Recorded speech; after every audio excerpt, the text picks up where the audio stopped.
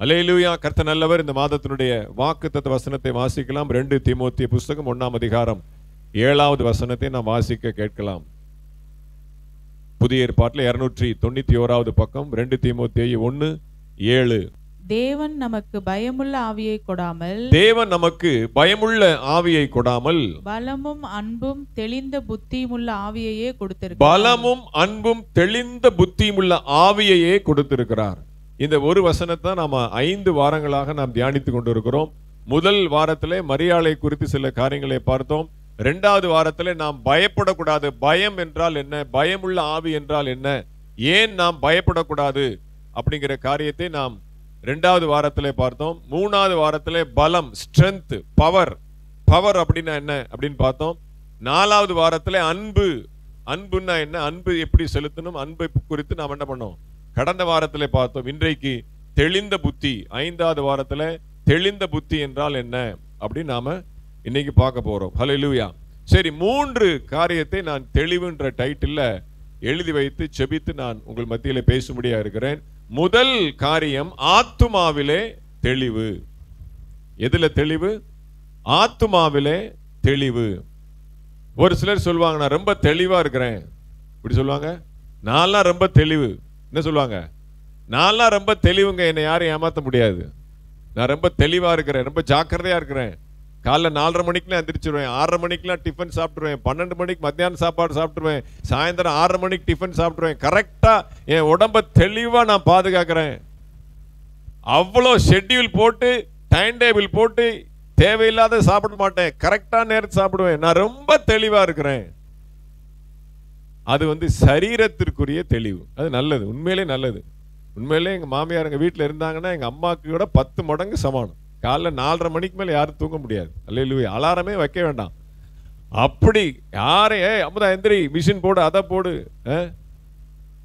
உண்மையிலே அந்த தெளிவு இருக்கணும். அந்த ஒரு டைம் டேபிள், அந்த ஷெட்யூல், நேரத்திற்கு செய்யக்கூடிய, அது உண்மையிலே எங்க மாமியார்ட்டு தான் இருக்கு. அது யாருமே அடிச்சுக்க முடியாது. அந்த தெளிவு நமக்கு என்ன பண்ணாது, கரிக்கு உதவாது. அதான் நான் சொல்ல வரேன். அது சரீரத்திற்கு அடுத்த தெளிவு. கரெக்டா சாப்பிட்டா உடம்புக்கு நல்லது, காலைல எந்திரிச்சா நல்லது, 6:30க்கெல்லாம் நைட் சாப்பாடு சாப்பிட்டு முடிக்கிறது நல்லது. இது எல்லாம் நம்ம சரீர ஆரோக்கியத்திற்கு வேணா உதவி செய்யும். உடம்பு நல்லா ஸ்ட்ராங்கா இருக்கும். ஆனால் ஆத்துமாவிலே நாம் தெளிவா இருப்பது நல்லது. ஆத்துமா அறிவா இருக்க வேண்டியது நல்லது. நம்முடைய மனசு, நம்முடைய சிந்தை, நம்முடைய எண்ணம், அதுதான் ஆத்துமா. அல்லேலூயா. அந்த ஆத்துமா அறிவா இருக்கணும். அதுதான் ஆண்டவர், அப்படிப்பட்ட தெளிந்த ஆவியை தான் ஆண்டவர் கொடுத்திருக்கிறார். அப்ப ஆத்துமாவுடைய அறிவு அப்படின்னா என்ன அர்த்தம்? வாசிங்க பிலிப்பியர் 3வது அதிகாரம் 4, 5, 6 வாசிங்க. பிலிப்பியர் 3வது அதிகாரம் 4, 5, 6.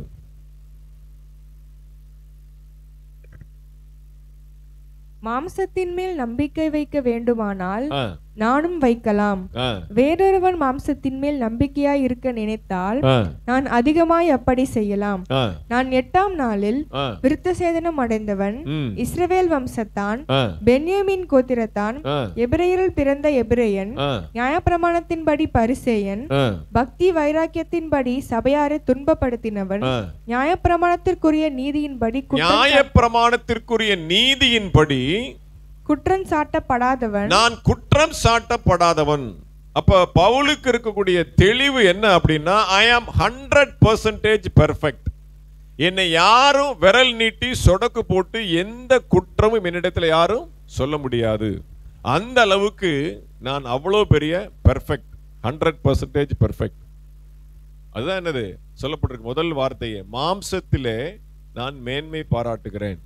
சரீர பிரகாரமான காரியத்தில், அல்லேலூயா, சரீர பிரகாரமான மாம்சத்திற்குரிய காரியத்திலே நான் பெர்ஃபெக்டா இருக்கிறேன். காசு செலவு பண்றதுல சில பேர் கரெக்டா இருப்பாங்க. எதுக்கு எவ்வளவு கொடுக்கணும், எதுக்கு எவ்வளவு வாங்கணும், அவ்வளோ கணக்கு பார்த்து செலவு பண்றவங்க இருப்பாங்க. அது மாம்சத்திலே வைராக்கியம். நேரத்தில் சில பேர் கரெக்டா இருப்பாங்க. 9:30 மணிக்கு பாஸ்டர் முடிக்கலையா, ஜூட் நீங்க முடிச்சா முடிக்காட்ட நான் ஆமேன் போட்டு ஆத்மா போட்டு போய்கிட்டே இருப்பேன். பணத்துல சில பேர் வைராக்கியம், சிலர் நேரத்துல சில பேர் வைராக்கியம், சில பேர் என்னது தன்னுடைய மாம்சத்துல இந்த நேரத்துக்கு இதை செய்யணும், டைம் டேபிள் போட்டு சாப்பிட்றது வைக்க எல்லாம் ஒழுங்கு. ஆனால் அப்படிப்பட்ட பவுல தான் அந்த வைராக்கியத்தை ஆண்டவர் உடைச்சார். இது தெளிவில்ல, இது பெர்ஃபெக்ட் இல்ல, நீ பக்தி வைராக்கியத்தின்படி நீ துன்பப்படுத்துகிற அந்த சபையை நான் யார் என்று காண்பிக்கிறேன் என்று சொல்லி இயேசுவை என்ன பண்ணார், பவுலுக்கு நேராய் காட்சி கொடுத்தார். ஏன்னா அவர் அவ்வளவு பெர்ஃபெக்ட், யாரும் அவரை குற்றம் சாட்ட முடியாது. அதனால அவருக்கு இயேசு கிறிஸ்து மெய்யான தேவன் என்பதை விளங்க பண்ணணும் அப்படின்னா அவரே வானத்திலிருந்து இறங்கி வரணும். அந்த மாதிரி காட்சி கொடுத்து தான் சவுலை பவுலாக மாற்றினார்.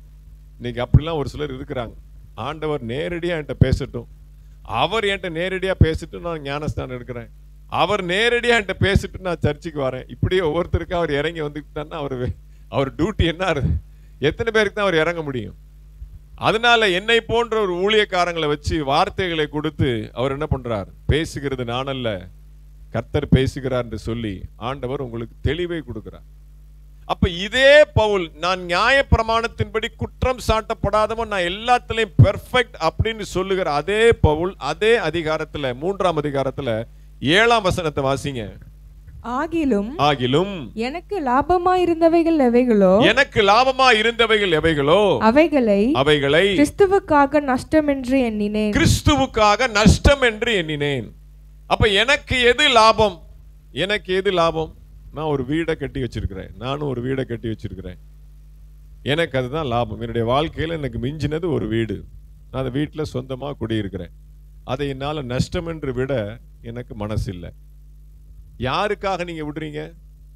கிறிஸ்துவுக்காக. கிறிஸ்துவுக்காக அதை நஷ்டம் என்று எண்ணினேன். அப்போ நான் பெற்ற பிள்ளைக்கு, என்னுடைய மகளுக்கு, என்னுடைய சொந்தத்துக்கு, என்னுடைய பந்தத்துக்கு நான் அதை விட்டு கொடுப்பது என்பது கிறிஸ்து எனக்கு கொடுத்த குடும்பம், கிறிஸ்து எனக்கு அமைத்து கொடுத்த ஒரு பந்தம்.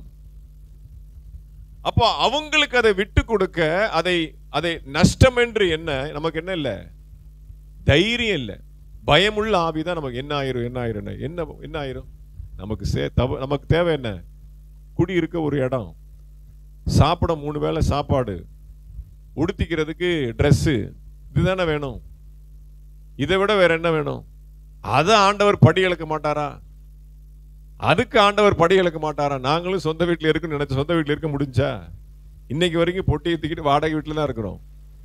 என்ன, சொந்த வீட்டுக்காரங்களோட வாடகை வீட்டுக்காரங்களுக்கு தான் தைரியம் ஜாஸ்தி. எங்க பிடிக்குதோ அங்கே கிளம்பி போய்கிட்டே இருக்கலாம்.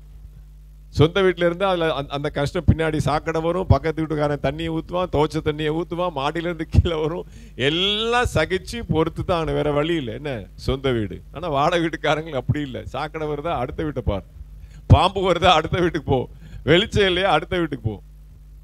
அப்போ என்ன அர்த்தம்? நாம் இருக்கிறவைகளையே கட்டி அணைத்து கொண்டு இருக்கும் பொழுது நமக்கு அதுதான் பெருசா தெரியும். மடியில் இருக்கிறதா பெருசா தெரியும். லாபம் லாபம் லாபம் லாபம். அப்ப கிறிஸ்துவுக்காக நான் அதை நஷ்டம் என்று விட போகும்போது எதை கொண்டு போறோம்?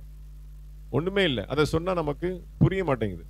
அடுத்தவங்க சாப்பிட நம்ம பார்த்துக்கிட்டா இருக்க போறோம். எங்க அம்மா தான் சொல்லுவாங்க, நான் பாடையில போன போறது நீங்க எல்லாம் பாடுறீங்களா இல்ல படிக்கிறீங்களா எனக்கு என்ன தெரியும், நான் கண்ணை மூடினா யார் எப்படி இருப்பீங்க எனக்கு என்ன தெரியும் அப்படிமாங்க எங்க அம்மா. அடுத்த சந்ததிக்காக நம்ம ஒன்றும் யோசிக்க வேண்டிய அவசியமே இல்லை. இப்போ எங்கள் அம்மா அப்பாலாம் எங்களுக்கு சொத்து சேர்த்து வைக்கல, படிக்க வச்சாங்க. படிப்பு தான் சொத்து. அதே தான் என் பிள்ளைகளுக்கு நான் சொல்கிறேன். உங்களுக்குலாம் நான் பெரிய லெவலில் சொத்து சேர்க்குற அளவுக்கு எனக்கு பலனும் இல்லை, எனக்கு நிர்வாகம் இல்லை, அதுக்கு இப்போ வயசும் இல்லை. இனிமேல் நான் சம்பாதிக்கிறதுக்கும் சொத்து சேர்க்கறதுக்கும் காசு சேர்க்கறதுக்கு நமக்கு என்ன இல்லை, பலன் இல்லை. உங்களுக்கு நல்ல படிப்பையும் நல்ல ஒழுக்கத்தையும் ஆண்டவருக்குரிய அந்த அன்பையும் சொல்லிக் கொடுக்கத்தான் என்னாலே முடியுமே தவிர வேற எந்த ஒரு காரியத்தை என்னால் செய்ய முடியாது. இன்னைக்கு ட்ரெண்டே அப்படிதான். இன்னைக்கெல்லாம் வீடு வாங்கணும், பங்களா வாங்கணும், யாரும் பெரிய பெரிய ஐடி கம்பெனியில் வேலை பார்க்குறவங்க கூட சொத்து சேர்க்கணுன்ற ஆசையெல்லாம் இல்லை. அவங்க என்ன தெரியுமா சொல்றாங்க, இருக்கிற வரைக்கும் வாடகை வீட்டில் இருந்துட்டு போயிடுவோம், பிள்ளைங்களுக்கு நல்ல படிப்பை மட்டும் கற்றுக் கொடுத்துருவோம். படிப்புக்கு செலவு பண்ணுவான், லட்சமா செலவு பண்ணுவான், கோடி கோடியா கூட செலவு பண்ணுவாங்க. படிக்கட்டும், அவங்க சொந்த கால நிக்கட்டும், அவங்க வளரட்டும், அவங்க வீடு வாங்கிட்டும், அவங்க சொத்து வாங்கிட்டும். நம்ம ஒன்றும் பண்ண முடியாது. இன்னைக்கு அப்படிதான் ட்ரெண்டு. பணமும் சேர்த்து வைக்கிறது, இருக்கிறதுக்கு என்ஜாய் பண்றான், நல்லா ஊர் சுத்துறான், நல்லா படிக்க வைக்கிறான், அவ்வளவுதான், முடிஞ்சு போச்சு. நல்லா சாப்பிட்றான், அது நல்லா செய்யறான். இதுதான் இன்னைக்கு போயிட்டு இருக்கு. அப்ப கிறிஸ்துவுக்காக நஷ்டம் என்று எண்ணுகிறேன். எப்படி எண்ண முடியும்? வாசிங்க அதே அதிகாரத்துல 10-11 வாசிங்க. பிலிப்பியர் 3ஆம் அதிகாரம் 10-11 வாசிங்க.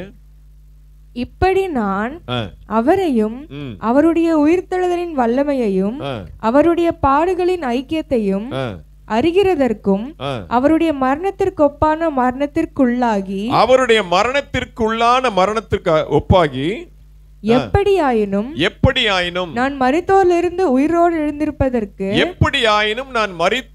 உயிரோடு எழுந்திருப்பதற்கு தகுதியாகும்படிக்கும். அப்போ ஆத்தும தெளிவு என்றால் என்ன அப்படின்னா, நான் தகுதி அடைய வேண்டும். அதுதான் ஒரு தெளிவு. எனக்கு பணம் வேணும், எனக்கு வீடு வேணும், எனக்கு காசு வேணும், எனக்கு எல்லாம் வேணும், அது வேணும், இது வேணும் என்பது தெளிவு அல்ல. எது தெளிவு வேணும்னா, கிறிஸ்துவுக்குள்ளாக நான் மரித்து ஞானஸ்நானம் எடுக்கணும். அது ஞானஸ்நானம் ஒரு கட்டாயம். இயேசு கிறிஸ்துக்குள்ளாக நான் மரித்தோருக்கு ஒப்பாக நான் உள்ளாகி நான் தகுதியாகும்படிக்கு எனக்கு மறுவாழ்வு இருக்கு.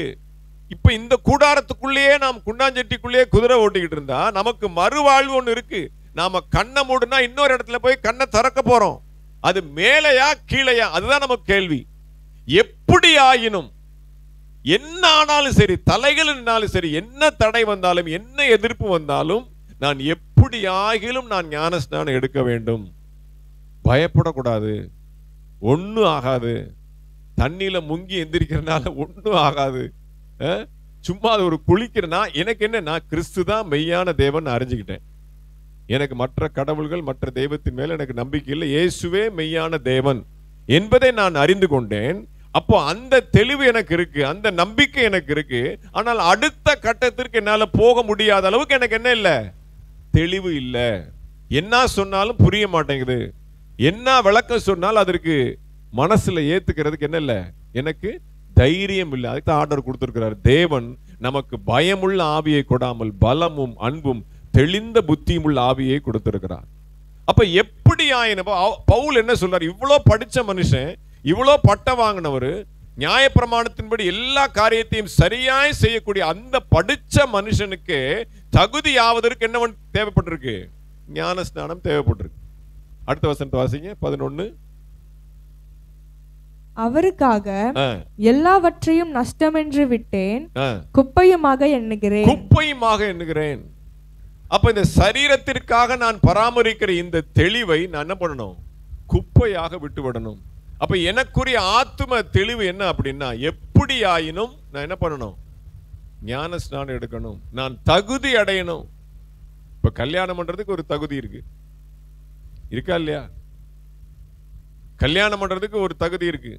தகுதி இல்லாதனாலதான் போராடிட்டு இருக்கோம். அதுக்குரிய ஒரு தெளிவு, ஒரு குடும்பத்தை நடத்துற அளவுக்கு ஒரு நிதானம் இருக்கணும், ஒரு ஆணுக்கோ ஒரு பெண்ணுக்கோ. அந்த நிதானம், அந்த புத்தி தெளிவு, அந்த ஒரு சாமர்த்தியம் இல்லைன்னா என்ன பண்ண முடியாது, கல்யாணம் பண்ணி வைக்க முடியாது. பண்ணால் அது நிக்க மாட்டேங்குது, நிலைக்க மாட்டேங்குது, பிச்சுக்கிட்டு போயிருது. இது படிச்சவங்களுக்கு அப்படிதான், படிக்காதவங்களுக்கு இல்ல.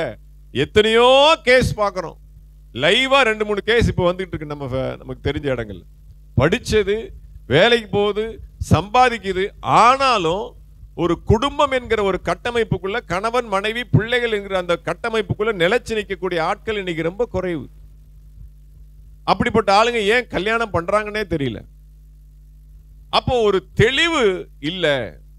அப்போ ஞான ஸ்நானம் என்பது கிறிஸ்துவோடு கூட நாம் பண்ணுகிற உடன்படிக்கை, ஆத்தும மணவாளனோடு கூட நாம் இணைகிற ஒரு ஆத்மீக ஒரு திருமணத்திற்கு ஒப்பாக தான் இருக்கு. அப்போ குடும்பம் என்பது கண்டிப்பா உண்டு, அது தேவை, அது மேண்டேட்டரி. மனிதன் தனியா இருப்பது நல்லதல்ல, அவன் ஒரு குடும்பஸ்தனா இருக்கணும், சம்சார சாகரமா இருக்கணும். அதே மாதிரி எப்படி சரீரத்திற்கு ஒரு குடும்பம், கணவன் மனைவி பிள்ளை என்கிற கட்டமைப்பு முக்கியமோ, அதே போல ஆத்மாவிற்கு கிறிஸ்து மணவாளனாக சபைக்குள் இருக்க வேண்டிய ஒரு கட்டாயத்தில் நாம் இருக்குது. கண்டிப்பு, தேவனுடைய கட்டளை. ஞான ஸ்நானம் என்பது தேவனுடைய நீதி. அப்ப அந்த தகுதியை நான் அடையணும். அந்த தகுதி அடைகிறதுக்கு என் மனசுல தெளிவு இருக்கா? அந்த தெளிவுக்குள்ள நீங்க வந்துட்டீங்களா? இன்னும் எவ்வளவு நாள் தான் லேட் பண்ண போறீங்க? சொன்னா இப்பவே நாளைக்கே ரெடி, தண்ணியை ஊத்தி போட்டு முக்கி எடுத்து 31ஆம் தேதி திருவிருந்து கொடுத்துடலாம், ரெடியா இருக்கிறோம். அப்ப அதற்கு பேத்திமார்கள் மகள்களை என்ன பண்ணணும், போட்டு பிரெயின் வாஷ் பண்ணணும், தெளிவை ஏற்படுத்தணும். என்னால முடிஞ்ச தெளிவை நான் இங்க இருந்து சொல்றேன். காலம் இனி செல்லாது, காலம் இனி செல்லாது. இன்னைக்கு இருக்கிறவன் நாளைக்கு இருக்கான என்னன்னு தெரியல. அப்ப தகுதி அடைய வேண்டும் என்கிற தெளிவு உங்களுக்கு வேண்டும். அதை தான் நான் உங்களுக்கு திரும்ப திரும்ப சொல்றேன். ஆத்துமாவிலே தெளிவு வேண்டும். வாசிங்க நீதிமொழிகள் புஸ்தகம் 9வது அதிகாரம் 10வது வசனம். நீதிமொழிகள் 9:10.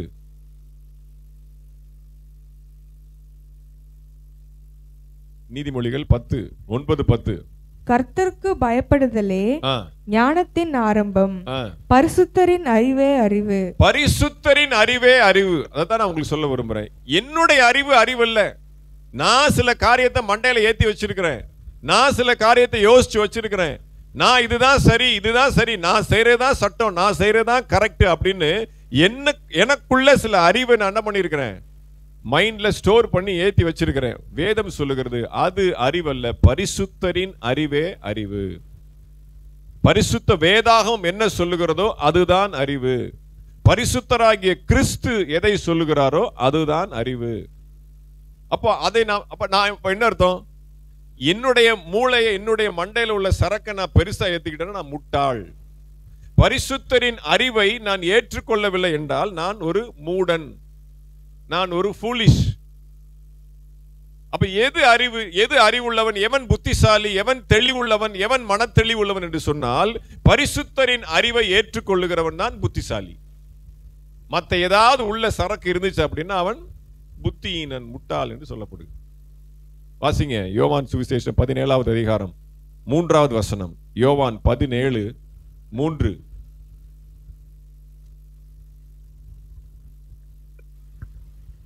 ஒன்றான மெய் தேவனாகிய உம்மையும் நீர் அனுப்பினவராகிய இயேசு கிறிஸ்துவையும் அறிவதே நித்திய ஜீவன். அப்ப இயேசு கிறிஸ்துவை அறிகிற அறிவு. அப்போ எப்படியாயினும் நான் உயிர்த்தெழுந்த இயேசு கிறிஸ்துவின் சாயலுக்காக ஒப்பாக வேண்டும் என்கிற அந்த தெளிவு எனக்குள்ள இருக்க வேண்டும். அதுதான் ஆத்ம தெளிவு. இது ஒரு சாப்டர் முடிஞ்சிச்சு. அடுத்து 2வது தெளிவு என்ன அப்படின்னா ஆவிக்குரிய ஜீவியத்தில் தெளிவு. இப்போ ரட்சிக்கப்பட்டாச்சு, ஞானஸ்நானம் எடுத்தாச்சு, நான் தேவனுடைய பிள்ளையா இருக்கிறேன். உங்களுக்கு எப்படிப்பட்ட தெளிவு வேண்டும் அதை குறித்து நாம கொஞ்சம் பார்க்க போறோம். என்னடா அவங்களே அடுத்து உங்க பக்கம் லெவல் 2 ஸ்டேட்டஸ் 2க்கு நாம வரோம். வாசிங்க 1 கொரிந்தியர் புஸ்தகம் 11வது அதிகாரம் 31வது வசனம். 1 கொரிந்தியர் 11:31. நம்மை நாமே நிதானித்தறிந்தால் நாம் நியாயம் தீர்க்கப்படும். சரி, இதான் நம்ம ஒவ்வொரு மாசமும் திருவிருந்து எடுக்கும் போது இந்த பகுதியை நாம வாசிச்சு கடந்து போய் தான் நம்ம என்ன பண்றோம், திருவிருந்து எடுக்கிறோம். அப்போ ஒருவன் தன்னைத்தானே நிதானித்து, அந்த நிதானித்துங்கிற வார்த்தை தான் என்ன அர்த்தம், இன்னொரு பதம் தெளிவு. ஒருவன் தன்னைத்தானே நிதானித்து அறிந்தால் நியாயம் தீர்க்கப்படும். அப்போ ஒவ்வொரு ஆவிக்குரிய மனுஷனுக்கும் ரட்சிக்கப்பட்டு சபையில ஞானஸ்நானம் எடுத்து சபையில உறுப்பினராகி அங்கமாகி தசமபாகம் கொடுக்கிற, காணிக்கை கொடுக்கிற, ஆராதிக்கிற, தொழுது கொள்கிற ஒவ்வொரு தேவனுடைய பிள்ளைக்கும் என்ன இருக்கணும் அப்படின்னா நிதானம் இருக்கணும். நம்மை நாமே நிதானித்து அறிந்தால் நாம் நியாயம் தீர்க்கப்படும். சரி, எந்த இடத்துல நாம நிதானம் தவறுகிறோம், எந்த இடத்துல நம்முடைய நிதானம் தவறுகிறது? இந்த குடி போதைக்காரன் என்ன பண்ணுவான், நிதானம் இல்லாம போறான் பாரு, ரோட்ல கண்ணு முன்னு தெரியாம போறான் பாரு, நிதானம் இல்லாம வண்டி ஓட்டுறான் பாரு அப்படிங்கிறோம். அப்ப நமக்கு எந்த விதத்துல நிதானம் தவறுகிறது அப்படின்னா சோதனை வரும் பொழுது, நெருக்கம் வரும் பொழுது, பிரச்சனை வரும் பொழுது, பாடு வரும் பொழுதுதான் ஆவிக்குரிய மனுஷனுக்கு என்ன ஆகுதுன்னா அந்த கொஞ்சம் அப்படியே நிதானம் தவறுது. என்ன தவறுது? விசுவாசத்துல நிக்க முடியாம, ஆண்டவர் இந்த காரியத்துல நமக்கு கை தூக்கி விடுவாரா, இப்படி இருக்கே பிரச்சனை, இப்படி இருக்க இடியாப்ப சிக்கல் மாதிரி என்னை சுத்தி இருக்குதே, நான் ஒத்தாலா நிக்கிறேனே, நான் சிறுபான்மையா நிக்கிறேனே, என் பேச்சு அங்க எடுபட மாட்டேங்குதே, நான் அங்க செல்லா காசா இருக்கிறேனே, அப்படி நாம் நமக்கு எல்லாம் பாத்தீங்கன்னா ஃபுல்லா நெகட்டிவாவே வரும், நெகட்டிவாவே தாட் வரும். ஒன்னு பிள்ளைங்க பண்ற சேட்டை, ஒன்னு புருஷன் பண்ற கொடுமை, அங்க சொந்த பந்தம் பண்ற கொடுமை, எல்லாம் சுத்தி பார்த்தோம்னா நமக்கு என்ன ஆகும், நிதானத்தை இழக்க வேண்டிய சூழல் நமக்கு வரும். பைத்தியம் பிடிச்ச மாதிரி ஆயிரும். எனக்கே போனவர் அப்படித்தான் ஆச்சு. என்னுடைய நிதானத்தை நான் இழந்தேன். என்னை அறியாமலே நிதானத்தை கர்த்தர் இந்த பிரச்சனையிலிருந்து என்னை தப்புவிப்பார் என்கிற விசுவாசம் இல்லாம என்னுடைய நிதானத்தை இழந்து போகக்கூடிய ஒரு நிலைமை வந்தது. அப்ப என்ன அர்த்தம்? அந்த ஒரு தெளிவு நமக்கு இல்லை, ஆவிக்குரிய தெளிவு நமக்கு இல்லை. இந்த பிரச்சனையை மேற்கொள்ள என் தேவனாலே முடியும், நான் இந்த இடத்துல ஒரு தனிமரமாக இருந்தாலும் எனக்குள்ளே இருக்கிறவர் பெரியவர் அப்படிங்கிற ஒரு நம்பிக்கை இல்லாதனாலதான் நம்ம என்ன போறோம்? சோர்ந்து போயிடுறோம், வேதனைப்படுறோம், கண்ணீர் வடிக்கிறோம், குறை சொல்றோம், பேசுறோம், நடக்கலையே நடக்கலையே நடக்கலையே ஒன்னும் நடக்கலையே அப்படி நம்ம என்ன பண்றோம்னா சோர்ந்து போகிறோம். அப்ப நிதானத்தை தவறும் பொழுது நமக்குள்ளே அந்த ஒரு மன தெளிவு இழந்து விடுகிறோம். அது எப்படி? வாசிங்க பிலிப்பியர் புஸ்தகம் 4வது அதிகாரம் 7வது வசனத்தை நான் வாசிக்கும். பிலிப்பியர் 4:7. அப்பொழுது எல்லா புத்திக்கும் மேலான தேவ சமாதானம் உங்கள் இருதயங்களையும் உங்கள் சிந்தைகளையும் கிறிஸ்து இயேசுக்குள்ளாக காத்துக்கொள்ளும். அப்ப எல்லா புத்திக்கும் மேலான தேவ சமாதானம். அப்ப என்ன அர்த்தம்னா, அந்த தேவ சமாதானம் என் இருதயத்துல தங்கிராதபடிக்கு மத்த எல்லா புத்தியும் சிறகடித்து பறக்குது. நான் சமாதானத்துக்குள்ள போகணும்னு நினைக்கிறேன், ஆனா என்ன பண்ணுது? மத்த புத்தி, மத்த சிந்தை, மற்ற காரியங்கள் எல்லாம் என்ன பண்ணுது? என்னை கீழே விழத்தள்ளு. அப்ப எல்லா புத்திக்கும் மேலான சமாதானம். அப்ப நான் நினைக்கிறதுக்கும் நான் சோர்வடைகிறதுக்கும் நம்முடைய இருதயத்தை காட்டிலும் ஆண்டவர் பெரியவர் அப்படிங்கிறது வரல. என் இருதயம் என்னை குற்றப்படுத்துது, நான் தப்பிக்க முடியாது, நான் மாட்டிக்கிட்டேன், வசமா சிக்கிக்கிட்டேன், என்னை ஒன்னும் யாராலையும் காப்பாற்ற முடியாது. என்னுடைய இருதயம் என்ன பண்றது? என்னைய அப்படியே குற்றப்படுத்திக்கிட்டு என்னை டிஸ்கரேஜ் பண்ணிக்கிட்டே இருக்குது. அப்ப இந்த புத்திக்கு மேலான சமாதானத்தை அடைய என்னால முடியல. அதுதான் நிதானம் தவறுதல். அப்ப உங்க முன்னாடி இருக்க வசனத்தை வாசிங்க. பிலிப்பியர் 4ஆம் அதிகாரத்துல 5-6 வாசிங்க. உங்கள் சாந்த குணம் எல்லா மனுஷருக்கும் தெரிந்திருப்பதாக கர்த்தர் சமீபமாய் இருக்கிறார். நீங்கள் ஒன்றுக்கும் கவலைப்படாமல் எல்லாவற்றையும் குறித்து உங்கள் விண்ணப்பங்களை ஸ்தோத்திரத்தோட கூடிய ஜெபத்தினாலும் வேண்டுதலினாலும் தேவனுக்கு தெரியப்படுத்துங்கள். அப்போ நான் அமைதியா இருக்கிறேன். 6ஆம் வசனம் என்ன சொல்லுது? வாசிங்க. உங்கள் சாந்த குணம், அந்த வார்த்தை தான் சாந்த குணம். உங்களுடைய சாந்த குணம் எல்லாருக்கும். அப்ப எப்படி நான் சாந்தமா இருக்கிறது? அப்ப லிஃப்ட் ஆகுதா இல்லையா? நிதானம். எனக்கு இப்படி பிரச்சனை வரும், நான் எப்படி அமைதியா இருப்பேன்? அமுதாவால முடியாது. ஒரு வரிஞ்சு கட்டிட்டு ஒரு நம்ம கண்ணு முன்னா நடக்கிறது அநியாயம் அப்படின்னா அந்த நிதானம் தவறிடும். அப்படி தன்னுடைய நியாயத்தை அப்படியே வரிஞ்சு கட்டி எடுத்து வச்சு ஜெயிச்சு போராடி நீதியை நிலைநாட்டி ஜெய கம்பத்தை நாட்டி கொடிய பறக்க விடல அப்படின்னா அந்த ஆர்மி ஆபீசர் மாதிரி தான். அல்லேலூயா. என்னுடைய சாந்த குணம் எல்லாருக்கும் எப்ப சாந்த குணம்? நீங்க நல்லா இருக்கும் போது சாந்த குணம் இருக்கிறது பெரிய மேட்டர் இல்லைங்க. உங்களுக்கு விரோதமாய் பகை வரும் பொழுது, உங்களுக்கு விரோதமாய் அவதூறு வரும் பொழுது, உங்களை தவறாய் பேசும் பொழுது, உங்களை கீழே தள்ளும் பொழுது, அப்பத்தான் உங்களுடைய சாந்த குணம் என்ன அப்படிங்கிறது தெரியும். இந்த பிள்ளையா என்ன, இந்த பிள்ளை இப்படி அமுதான்னா அமைதியா இருக்குமே, இந்த அம்மா பேசுதே. அப்ப பாருங்க நமக்கு எங்க சோதனை வருதுன்னா, நம்ம நிதானத்தை, நம்ம தெளிவை குலைப்பதற்கு, நம்முடைய நிதானத்தை கெடுப்பதற்கு என்ன பிரச்சனை வருது அப்படின்னா, சோதனையும் நெருக்கங்களும் பாடுகளும் உபத்திரவங்களும் அவதூறுகளும் நிந்தைகளும். அப்ப அந்த நேரத்துல என்ன பண்ண சொல்றாரு பவுல்? பரிசுத்த ஆவியானவர் என்ன சொல்கிறார் அப்படின்னா, சாந்த குணத்தோடு இருந்து உங்களுடைய எல்லா வேண்டுதலையும் ஸ்தோத்திரத்தோட விண்ணப்பங்களை அவருக்கு செய்யுங்க. அப்ப அந்த நிதானம் நமக்கு இருக்க. என்னங்க இது நடக்கிறது தப்புன்னு தெரியுது, 4 வார்த்தையாவது கேட்கலன்னா எனக்கு மனசு ஆகாதே. 4 வார்த்தையாவது பேசினா தானே என்னுடைய ஆதங்கம் தீரும். அதை பேசி நீங்க ஜெயிச்சிட முடியுமா? முடியாது, ஜெயிச்சிட முடியாது. அப்ப என்ன அர்த்தம் அப்படின்னா, வேதம் சொல்லுகிறது, நான் அவர்கள் மேல் நீதியுள்ள ஆக்கினை செலுத்தாதபடிக்கு நீங்களே என்ன பண்றீங்க? நீங்க தண்டனை கொடுக்கறதுக்கு ரெடி ஆயிட்டு, இப்ப ஏன் வேலையை நீங்க செய்றீங்க, நான் பேசாம இருந்தேன்னு அவர் இருந்துறார். ரோமர்ல வருது அந்த வசனம். அப்போ நான் அவர்கள் மேல் அவர்கள் தலையில அந்த அக்கினியை குவிப்பதற்கு நீங்க கோபாக்கினைக்கு இடம் கொடுங்கள் அப்படிங்கிறார்.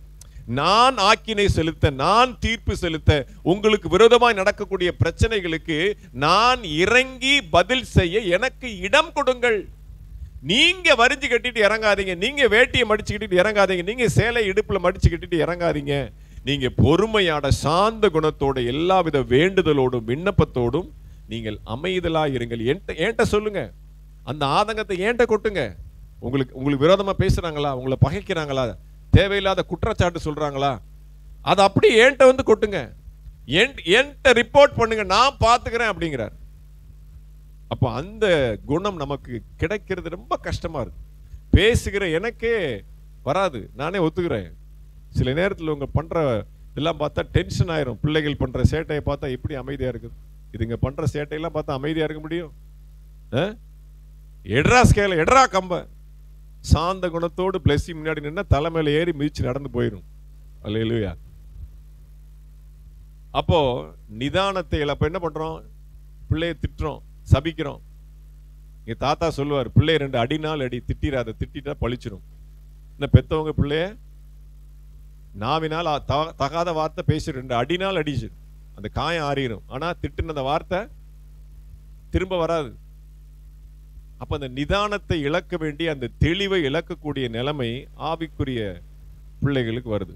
அதை எப்படி நம்ம வேதத்தின் அடிப்படையில் மேற்கொள்றது, சொல்யூஷன் பார்க்கணும்ல, அது எப்படி நம்ம ஜெயிக்கணும், அந்த நிதானத்தை எப்படி பெற்றுக்கொள்ளணும், அதை நாம 2 சம்பவத்தின் மூலம் பார்த்து நாம அடுத்த தெளிவுக்கு போலாம். வாசிங்க லூக்கா சுவிசேஷம் 24வது அதிகாரம் 52வது வசனம். லூக்கா 24:52. அவர்கள் அவரை பணிந்து கொண்டு மிகுந்த சந்தோஷத்தோட எருசலேமுக்கு திரும்பி வந்து நாடோறும் தேவாலயத்திலே தேவனை புகழ்ந்து. போதும், நல்லா கவனிங்க. இப்ப பிரச்சனை என்னன்னா, இயேசுவை சிலுவையில அறைஞ்சிட்டாங்க. சிலுவையில அறைஞ்சு அவர் மரித்துட்டார், மரித்து உயிர் தெழுந்துட்டார். இப்ப எங்க பார்த்தாலும் கலவரம். எருசலேம் நகரம் எங்கும் கலவரமா இருக்கிறது, கலவர பூமியா இருக்கு, பிரச்சனையா இருக்கு. அப்ப 40 நாள் சீஷர்கள் மத்தியிலே அவர் உலாவி, அவர் தரிசனம் காண்பித்து, அப்புறம் 10 நாள் அவங்களுக்கு உபவாசம் போட்டு ட்ரைனிங் கொடுத்து, பரிசுத்த ஆவியினுடைய அபிஷேகத்தை கொடுத்து எங்க அனுப்புறார் அப்படின்னா, அதே எருசலேமுக்குள்ளதான் அனுப்புறார். பிரச்சனை இருக்கு, பாடு இருக்குன்னு சொல்லி நீங்க எருசலேமுக்குள்ள போகாதீங்க, அங்க என்னையவே சிலுவையில் அடிச்சு கொலை பண்ணிட்டாங்க, எல்லாம் மத வெறியர்கள் இருக்கிறாங்க. அப்பா, பச்சை மரத்துக்கே இப்படியானால் உங்களுக்கு என்னவா ஆகும் அப்படின்னு சொல்லி நீங்க எருசலேம் போகாதீங்க, வேற எங்கேயாவது போயிருங்க, ரோமாபுரிக்கு போயிருங்க சொன்னாரா? இல்ல, அதே எருசலேமுக்கு தான் அனுப்புறார். 50 நாளுக்குள்ள அவர் மரித்து சிலுவையில மரிச்சு கலவரம் அடங்கல. பிலாத்துவால கூட அந்த கலவரத்தை கண்ட்ரோல் பண்ணன்னு சொல்லி பின்னணி சரித்திரம் சொல்லுகிறது. சிலுவைக்கு இயேசு கிறிஸ்து ஒப்பு கொடுத்த பிறகும் கூட, அவர் மரித்த பிறகும் கூட அந்த கலவரத்தை கண்ட்ரோல் பண்ண முடியாம அவன் தவிக்கிறான் அப்படின்னு சொல்லி பின்னணி சரித்திரம் சொல்லுது. அப்படிப்பட்ட மிகப்பெரிய ஒரு கலவர பூமிக்குள்ள மறுபடியும் சீஷர்களை அனுப்புகிறார். வசனம் சொல்லுது, அவங்க எருசலேமுக்குள்ள எப்படி போனாங்களாம், மிகுந்த சந்தோஷத்துடனே எருசலேமுக்கு போனார்கள் இருக்கு. எப்படிங்க சந்தோஷமா போக முடியும்? இயேசுநாதரையே கொலை பண்ணி அவரை சிலுவையில கொன்ற அந்த எருசலேமுக்குள்ள நடுக்கத்தோடு பயந்து, அவரையே கொன்னுட்டாங்க, நம்மளை என்ன பண்ண போறாங்களோ அப்படின்ற பயத்தோட நடுக்கத்தோட தான் சீஷர்களால் போக முடியும். ஆனா எப்படி போறாங்களா? மிகுந்த சந்தோஷத்தோட அவர்கள் எருசலேமுக்கு திரும்பி வந்தார்கள். அப்ப என்ன அர்த்தம்? அப்படிப்பட்ட அபிஷேகம் அவர்கள் சிரசின் மேலே ஊற்றப்பட்டு இருக்கிறது. அப்ப எனக்கு விரோதமா எழும்பக்கூடிய எந்த பகையாக இருந்தாலும், எப்படிப்பட்ட கலவரம் போல என்னுடைய குடும்பம் காணப்பட்டாலும், எனக்கு வரக்கூடிய பிரச்சனை அப்படியே யுத்த களம் போல இருந்தாலும், நான் அந்த யுத்த களத்திற்குள்ளே பிரவேசிக்க, அந்த கலவர பூமியாகிய எருசலேமுக்குள்ளே பிரவேசிக்க ஒரு உன்னதமான அபிஷேகத்தை ஆண்டவர் கொடுக்கிறார். அல்லேலூயா.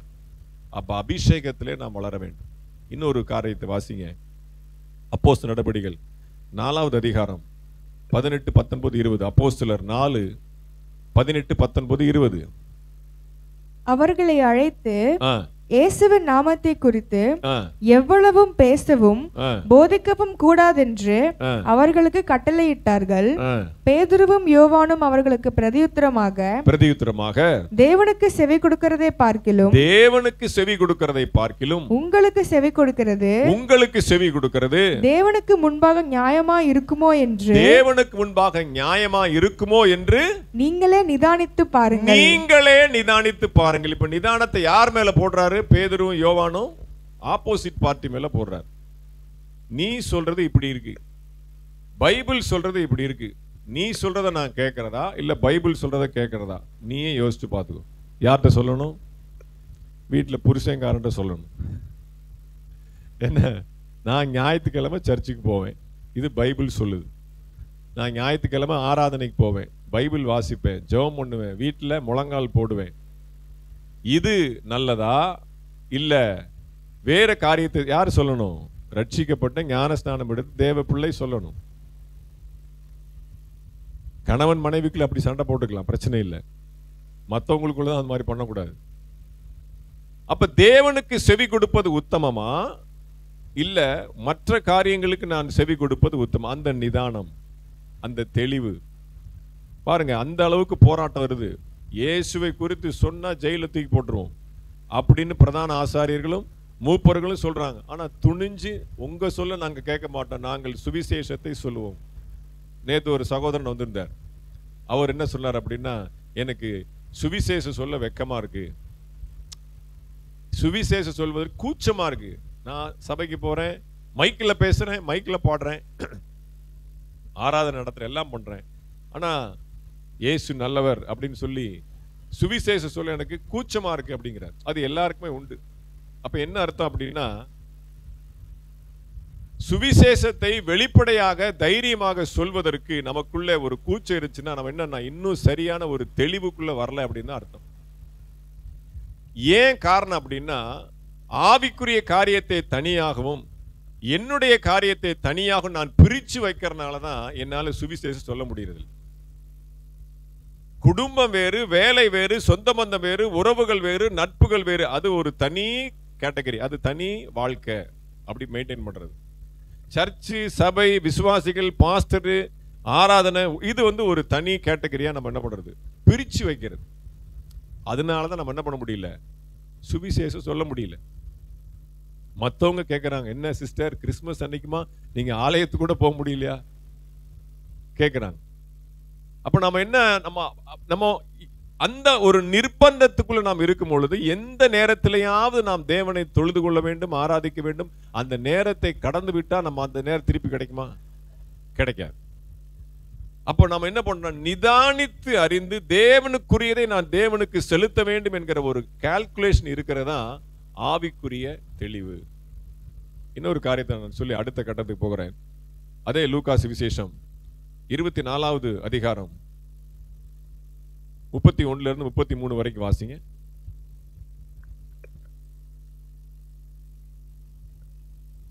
லூக்கா 24 31 33 வரைக்கும் வாசிங்க. அப்பொழுது அவர்களுடைய கண்கள் திறக்கப்பட்டு அவரை அறிந்தார்கள். உடனே அவர் அவர்களுக்கு மறைந்து போனார். அப்பொழுது அவர்கள் ஒருவரை ஒருவர் நோக்கி வழியிலே அவர் நம்முடனே பேசி வேத வாக்கியங்களை நமக்கு விளக்கம் காட்டின போது விளங்கி காட்டின பொழுது நம்முடைய இருதயம் நமக்குள்ளே கொழுந்து விட்டு எரியவில்லையா என்று போதும். நல்லா கவனிங்க. அப்ப இதே சீஷர்களுக்கு மாதிரி பிரச்சனை தான் எம்மாவு சீஷருக்கு வருது. இவங்க என்ன பண்றாங்க? எருசலேம்ல இருந்து எம்மாவு என்கிற கிராமத்திற்கு நடந்து போய் கொண்டு இருக்கிறாங்க. 2 பேரும் பேசிக்கிட்டே போறாங்க. ஒரே கலவரமா இருக்கு, ஊரு ஃபுல்லா ஒரே பிரச்சனையா இருக்கு. என்ன பண்றதுன்னு தெரியல. இயேசுவை அடிச்சு கொண்டுட்டாங்களாம். இன்னொருத்தர் சொல்றாங்க ஒரு பாடி யாரை தூக்கிட்டு போயிட்டார், ஒருத்தர் சொல்றாங்க. இன்னொரு அம்மா சொல்லுதர் உயிரோடு எழுந்துட்டாரு சொல்றாங்க. ஒண்ணுமே புரியல, ஒரே குழப்பமா இருக்கு அப்படின்ட்டு ஒரே குழப்பத்தோட போறாங்க. அந்த இடத்துல உயிர் தெழுந்த இயேசு கிறிஸ்து 2 பேர் மேலே தோள்பட்டவங்கள கை போட்டு ஃப்ரெண்டு மாதிரி கூட போறார். நடுவுல இந்த பக்கம் ஒருத்தர் இந்த பக்கம் ஒருத்தர் மாதிரி பேசிட்டு போறார். கூட வர்றது உயிர் தெழுந்த இயேசுன்னே அவங்களுக்கு தெரியாது. யாரோ ஒரு ஸ்ட்ரேஞ்சர், சம் தேர்ட் பார்ட்டி, யாரோ ஒரு 3வது மனுஷன் மாதிரி அவர் கூட பேசிட்டே போறாங்க. மூணாவது மனுஷன் மாதிரி இயேசு கிறிஸ்து கூட போறார். அவர் பேசுகிற வார்த்தை எல்லாம் வேதத்தை குறித்தே பேசுகிறார். வேதத்தில் அவரை குறித்து சொல்லப்படவில்லையா? மோசே சொல்லி இருக்கிறாரு, அங்க சொல்லி இருக்கிறேன், அவர் உயிர் தெளிவார்னு சொல்லி நீங்க நம்புறது இல்லையா அப்படின்னு சொல்லிக்கிட்டே வரார். கடைசியில் அவங்க வீட்டுக்கும் போறார். அவங்களோட உட்கார்ந்து அப்பத்தை பிட்டு புசிக்கும் பொழுது அவருடைய கண்கள் தெளிவானது அப்படின்னு சொல்லப்படும். அப்புறம் மறைந்து போகிறார். அப்ப நமக்கு எங்க தெளிவு? முதலாவது அபிஷேகத்திலே தெளிவு கிடைக்கிறது. இரண்டாவது சத்திய வசனத்திலே நமக்கு தெளிவு கிடைக்கிறது. நமக்கு பிரச்சனை வருது, குழப்பம் வருது. எம்மாவு சீஷர்கள் குழம்பி போயிருக்கிறாங்க. அப்ப ஆண்டவர் அவங்களுக்கு எப்படி விளக்கத்தை கொடுத்து அவர்களுடைய கண்களை திறக்கிறார் என்று சொன்னால், நிறைய ரெஃபரன்ஸை கொடுத்து, பழைய ஏற்பாட்டிலே அவரை கொடுத்து சொன்ன எல்லா தீர்க்க தரிசனங்களை குறித்து வசனங்களை சொல்லி அவர்களுக்கு என்ன பண்றார்? ஒரு மன தெளிவை ஏற்படுத்துகிறார். அப்போ அபிஷேகமும் வேத வசனமும் சரியா உங்கள் இருதயத்தில் இருந்தால், எப்பேற்பட்ட கலவரம் போல உங்கள் குடும்பம் காணப்பட்டாலும், எப்பேற்பட்ட பிரச்சனையா இருந்தாலும், அபிஷேகமும் சத்திய வசனமாகிய அந்த ஆவிக்குரிய பட்டயமும் அந்த யுத்த களத்தில் நின்று சாந்த குணத்தோடு போராடி மேற்கொள்ளக்கூடிய வல்லமையை ஆண்டவர் கொடுப்பார். அதை ரெண்டையும் நாம மிஸ் பண்ணிட்டோம் அப்படின்னா நம்முடைய நாக்கு தான் அங்க என்ன ஆயிரும்? வெளியில வந்துடும். நம்முடைய நாக்கு பட்டயமாயி 4 பேச்சு அவங்க பேச, நம்ம பேச, திட்ட, சண்டையாக, நைட்டு சாப்பாடு தட்டை தூக்கி எறிய, இதுதான் நடக்கும். அப்ப ஆவிக்குரிய ஜீவியத்தில் இருக்கிற நமக்கு ஒரு நிதானம் வேண்டும், ஒரு தெளிவு வேண்டும். 2 கொரிந்தியர் 10:5 வாசிங்க. 2 கொரிந்தியர் 10:5. 2 கொரிந்தியர் 10:5.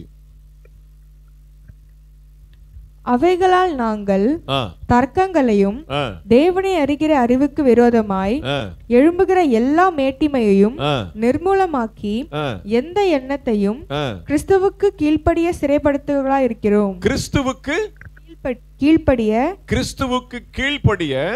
சிறைப்படுத்துகிறவர்களா இருக்கிறோம். சில நேரத்தில் என்ன ஆகும்னா, மற்றவங்களால நமக்கு பிரச்சனை வராது, நமக்கு நாமே பிரச்சனை ஆயிரும். மேட்டிமையான சிந்தை, ஒரு பெருமை, ஒரு ஈகோ, கிறிஸ்துவுக்கு விரோதமாக எழும்பக்கூடிய எந்தவித மேட்டிமையான சிந்தைகளையும் நாங்கள் கிறிஸ்துவுக்கு கீழ்ப்படியத்தக்கதாக சிறைப்பிடித்துக் கொள்கிறோம். இது ரொம்ப ஆபத்து. மற்றவங்ககிட்ட வர்ற பிரச்சனையை கூட நம்ம தப்பிச்சிடலாம். ஆனா நமக்குள்ளே ஒரு மேட்டிமை எழும்பி, ஒரு வேர் கிளம்பி, அதை ஒரு பிரச்சனையில கொண்டு வந்து நிப்பாட்டும் போது அதை நம்மளாலே சமாளிக்க முடியாது. அதுதான் பெருமை. கிறிஸ்துவுக்கு விரோதமாக எழும்பக்கூடிய எந்த விதமான தர்க்கங்களையும் மேட்டிமையான எண்ணங்களையும் நாங்கள் சிறைப்பிடித்துக் கொள்கிறோம்.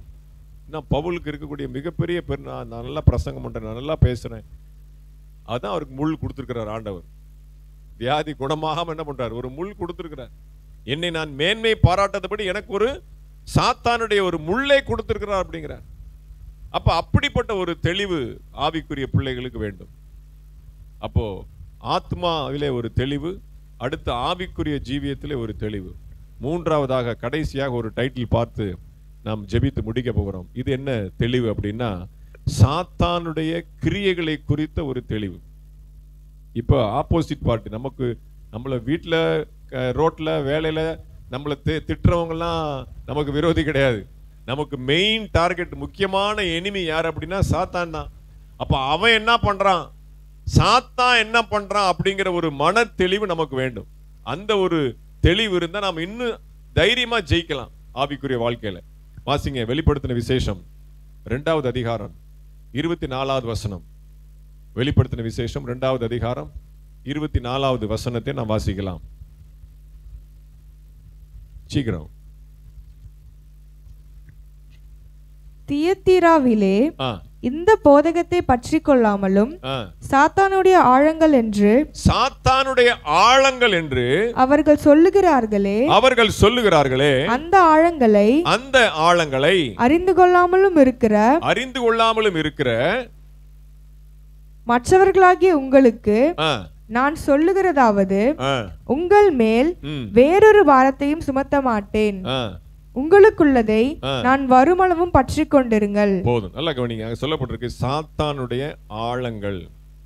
நான் என்னுடைய ஆழத்தை அறிகிறேனோ இல்லையோ, என் புருஷனுடைய, என் மனைவியுடைய, என் பிள்ளைகளுடைய ஆழத்தை அறிகிறேனோ இல்லையோ, இயேசு கிறிஸ்துனுடைய அன்பின் ஆழத்தை நாம் எவ்வளவாய் அறிந்து கொள்வதற்கு முயற்சி எடுக்கிறோமோ, அதே மாதிரி ஈக்குவலா சாத்தானுடைய ஆழங்களையும் அறிந்து கொள்ள வேண்டியது அவசியம். ஏன் நான் அப்படி சொல்றேன் அப்படின்னா, இயேசு கிறிஸ்து நல்லவர் மட்டுமல்ல, அவர் வல்லவர். சொல்றோமல்ல, அவர் நல்லவர், சர்வ வல்லவர். ஏன்னா அவருக்கு நல்லா தெரியும், நல்லவங்களா மட்டும் இந்த பூமியில இருந்தா நம்மளை என்ன பண்ணுவாங்க, ஏறி மீசிட்டு போயிடுவாங்க. நாம் வல்லவர்களாகவும் இருக்க வேண்டும்.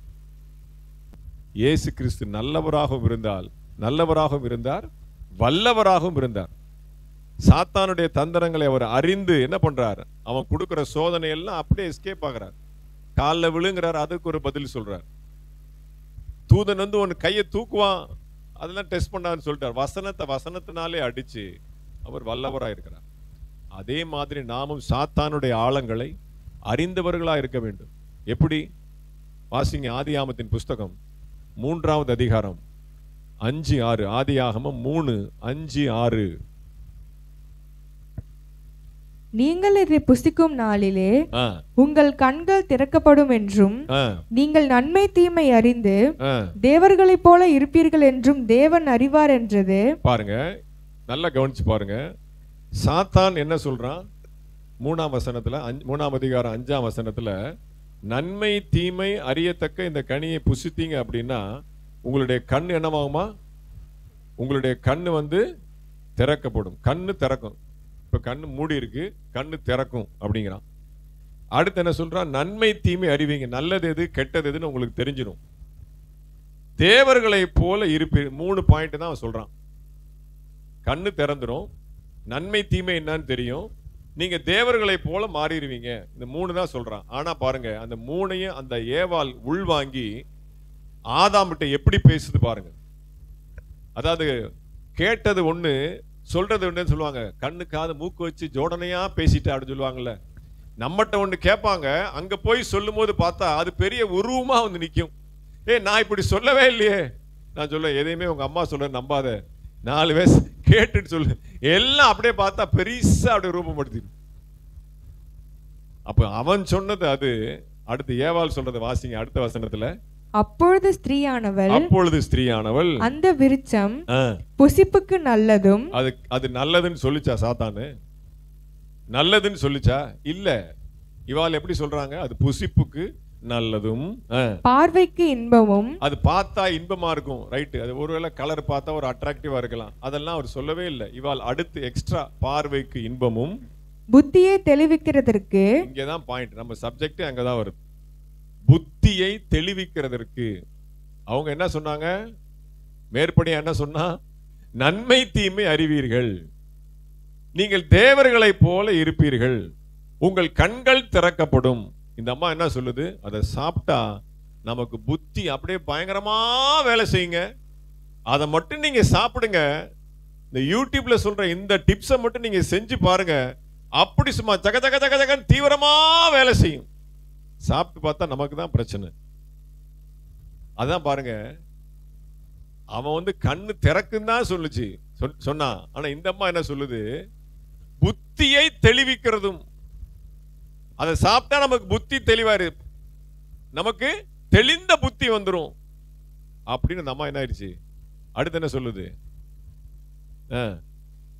புத்தியை தெளிவிக்கிறதற்கு இச்சிக்கப்படத்தக்க விருட்சமா இருக்கிறது என்று கண்டு அதன் கனியை பறித்து புசித்து தன் புருஷனுக்கும் கொடுத்து அவனும் புசித்தான். முடிஞ்சு போச்சு. கண்டு பறித்து புசித்து கொடுத்து சாப்டர் முடிஞ்சு போச்சு. அப்ப என்ன அர்த்தம் அப்படின்னா, 4 பேர் நம்மகிட்ட சொல்ற விஷயத்தை அதனுடைய ஆழத்தை நாம் புரிந்து கொள்ளாமல் அந்த சிக்கல்ல போய் விழுந்துடக்கூடாது. அதான் ஆண்டவர் நமக்கு சொல்றார், ஆவிகளை பகுத்தறியக்கூடிய வரம். நம்ம முன்னாடி வந்து நிக்கிற நபர் எப்படிப்பட்டவர், அவர் எந்த நோக்கத்தோட நம்மகிட்ட பேசுறார், அவருடைய பேக்ரவுண்ட் என்ன, ஏன் இதுக்காக பேசுறார், எதுக்கு தேவையில்லாம நம்மளை இப்படி புகழ்றார். பாஸ்டர் அருமையான கூட்டம் பாஸ்டர், 38 வருஷமா நான் மறைமலனில் இருக்கிறேன், இப்படிப்பட்ட ஒரு கூட்டத்தை நான் பார்த்ததே இல்லை. புகழ்ச்சி. நமக்கு அந்த புகழ்ச்சியை கண்டாலே நமக்கு கொஞ்சம் யோசிக்க மாதிரி தோணும். அப்ப யாரு, எவரு, எந்த நோக்கத்துல, எப்படிப்பட்ட காரியத்துல அவங்க பேசுறாங்க, அந்த பகுத்தறியக்கூடிய ஆவி நமக்கு வேணும். நான் இதுவரைக்கும் சொல்றதெல்லாம் பழைய ஸ்டைல். இப்போ நான் சொல்ல போறது லேட்டஸ்ட் ட்ரெண்ட். சாத்தானுடைய ஆழங்களுடைய லேட்டஸ்ட் ட்ரெண்ட். நிறைய பேர் கண் அப்படியே சொருகுது. நான் பிரசங்கம் பண்றது உங்களுக்கு நல்லா தூக்கம் வருதுன்னு நினைக்கிறேன். என்ன கவனிங்க, 2 கொரிந்தியர் புஸ்தகம் 2வது அதிகாரம் 11வது வசனம். 2 கொரிந்தியர் 2:11.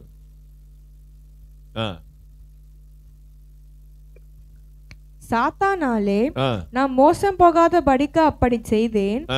அவனுடைய தந்திரங்கள் நமக்கு தெரியாதவைகள் அல்லவே. நமக்கு தெரியாதவைகள் அல்லவே. சாத்தானுடைய தந்திரம், மிகப்பெரிய தந்திரம் என்ன அப்படின்னா 1 கொரிந்தியர், அதாவது இது 2 கொரிந்தியர், ஒரு நிமிஷம் வாசிச்சீங்கன்னது 2 கொரிந்தியர். 1 கொரிந்தியர்ல ஒரு சம்பவம் நடக்குது. என்ன சம்பவம் நடக்குது அப்படின்னா, ஒரு வாலிபன் தன் தகப்பனுடைய மனைவி, அதாவது தன்னுடைய சொந்த தாயாரோடு கூட என்ன பண்றான், வேசித்தனம் பண்ணி விடுகிறான். அது சபைக்குள்ள ஒரு மிகப்பெரிய இழுக்காகுது. பவுல் என்ன பண்றார், அப்படிப்பட்ட மனுஷனை நான் சாத்தானுக்கு ஒப்பு கொடுக்கிறேன், சாத்தானுக்கு ஒப்பு கொடுத்து தீர்ப்பு செய்கிறேன் அப்படின்னே சொல்றார். அவ்வளோ டெரரா 1 கொரிந்தியர்ல அப்படிப்பட்ட ஒரு மனுஷனுக்கு, தன் தகப்பனுடைய மனைவி தன் தாயோடு விபச்சாரம் பண்ணின அந்த மனுஷனுக்கு சாத்தானுக்கு ஒப்பு கொடுத்து தீர்ப்பு செய்கிறார். அதே பவுல் 2 கொரிந்தியர்ல அதே சபிக்கப்பட்ட அந்த மனுஷனுக்காக இறங்குகிறார். நீங்க எல்லாரும் அவனை விலக்கி வச்சுட்டீங்க, நீங்க எல்லாரும் அந்த அதிகாரத்துக்கு மேல ஃபுல்லா படிச்சீங்கன்னா அப்படிதான் இருக்கும். எனக்கு துக்கம் உண்டாக்கினவன் யாரு, இப்படிப்பட்ட இழுக்கான காரியத்தை செஞ்சவன் உங்களுக்கும் துக்கம் உண்டாக்கினான். இவ்வளவு நாள் நீங்க அவனை விலக்கி வச்சுட்டீங்க, அந்த தண்டனையே அவனுக்கு போதும், இனிமேல் அவனை மன்னிச்சிடுங்க. அப்ப என்ன அர்த்தம் அப்படின்னா, யாரையும் மன்னிக்க கூடாத ஒரு கடினமான இருதயத்தை கொடுப்பது சாத்தானுடைய ஆழம். எப்பேற்பட்ட மனுஷனையும் மன்னிக்க வேண்டும் அப்படிங்கறதுதான் தேவனுடைய அன்பு. இவ்வளவு அசிங்கமான கேவலமான ஒரு காரியத்தை செஞ்சவனை நீ எப்படிடா மன்னிக்கிற அப்படின்னு சொல்ற அந்த மனசு இருக்கு பாத்தீங்களா, அதுதான் சாத்தானுடைய ஆழம். நம்மள ஆண்டவர் மன்னிக்கிறார்ல, நம்ம குற்றங்களை நம்முடைய பாவங்களை மன்னிக்கிறார்ல. அப்ப எந்த மனுஷனையும் மன்னிக்க வேண்டும் என்கிற சுபாவம் நமக்கு எப்ப வருதோ அப்பதான் நாம் சாத்தானுடைய ஆழங்களை விட்டு வெளியில ஜம்ப் ஆயிட்டோம், தப்பிச்சிட்டோம் அப்படி அர்த்தம். அதான ஈகோ. அவன் தம்பி அவன் பேசுறத நான் எப்படி பொறுத்துக்க முடியும், நான் பேசுறத அவன் கேட்க மாட்டேங்கிறான். நீ என்ன சொல்றது, நான் வீட்டுல வேலை பார்க்கிறேன், உழைக்கிறேன், ஓடுறேன், நீ ஒண்ணுமே பண்ண மாட்டேங்கிற.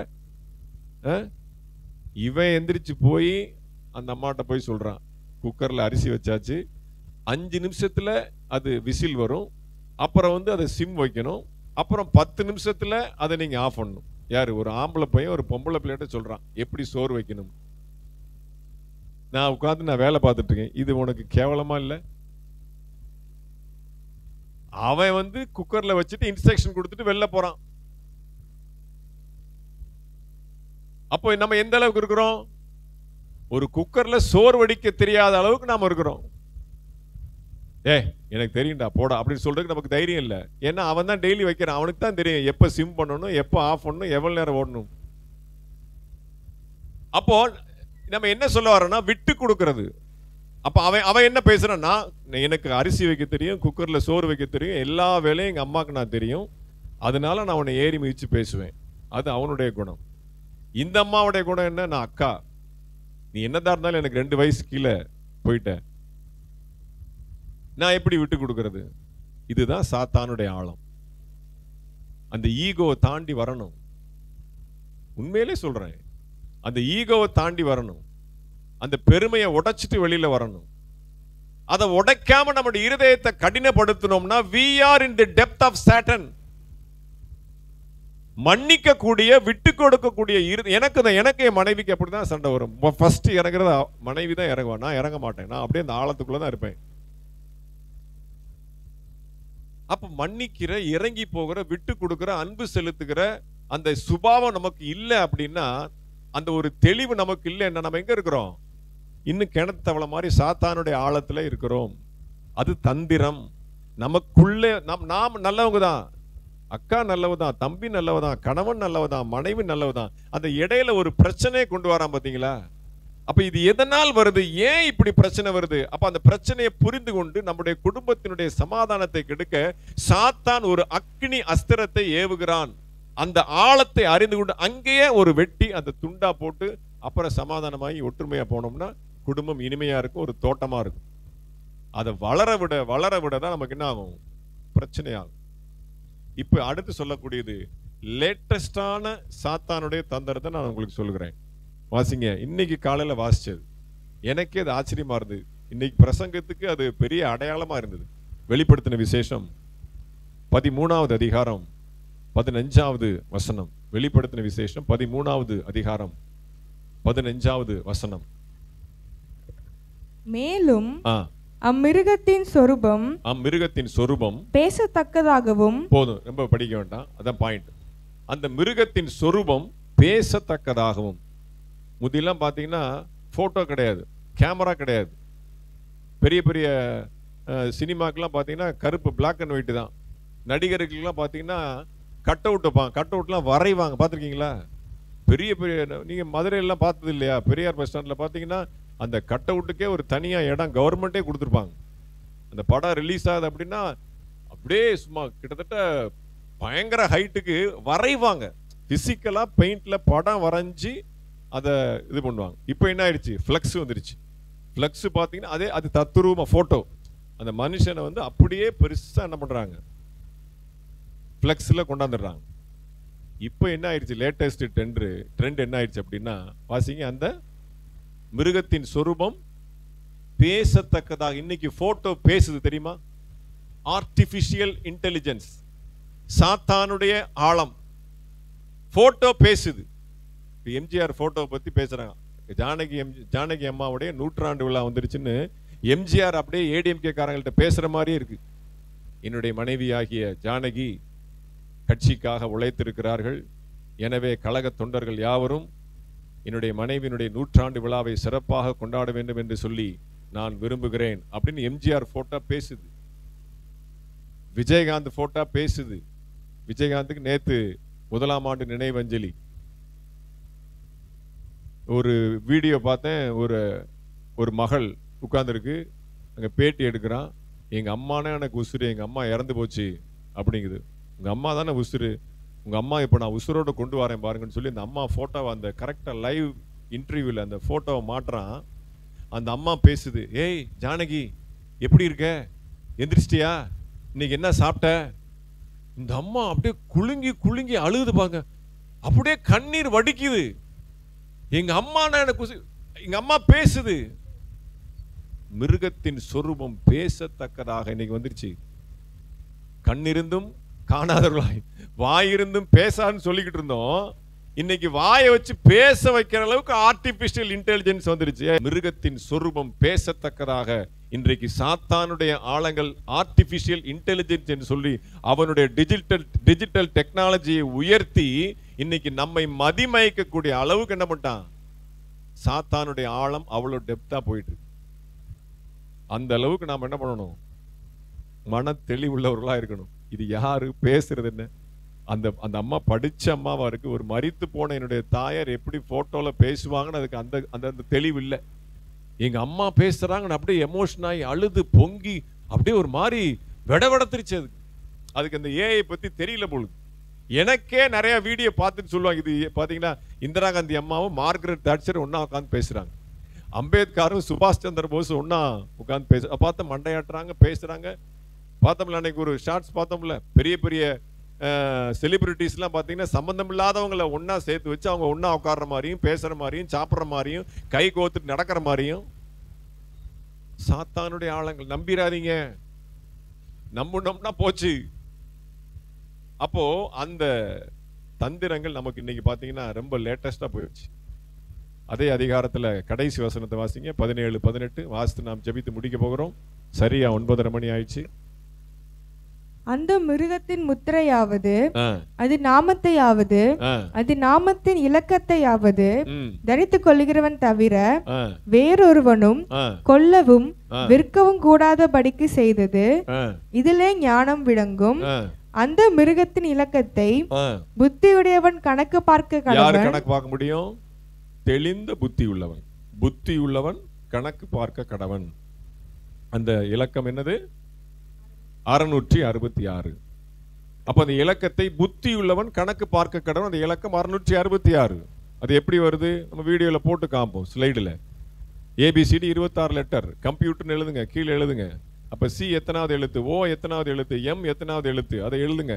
இன்ட்டு 6. மனுஷனை ஆண்டவர் 6வது நாள்ல படைத்தார்.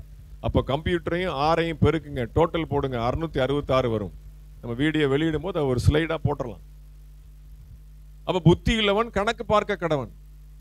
அப்ப என்ன அர்த்தம் அப்படின்னா, நாம நம்மை நாமே கணக்கு பார்க்கிறோம், பைபிளை கணக்கு பார்க்கிறோம். ஆண்டவர் ஆழத்தை அதை காட்டிலும் ஆண்டவருடைய அன்பை எந்த அளவுக்கு நாம் அறிந்து கொள்கிறோமோ அந்த அளவுக்கு சாத்தானுடைய ஆழங்களையும் அறிந்து கொள்ள வேண்டியது அவசியம். ஆண்டவருடைய அன்பு நல்லது. சாத்தானுடைய ஆழங்களை தெரிந்து கொள்வது நம்ம உலகத்தை ஜெயிக்க, நம்முடைய குடும்பத்தில் வரக்கூடிய பிரச்சனைகளை ஜெயிக்க, நமக்குள்ளே வரக்கூடிய ஈகோவை ஜெயிக்க அது உதவி செய்யும். கண்களை மூடுங்க, நாம் ஜெபிக்கலாம். அல்லேலூயா.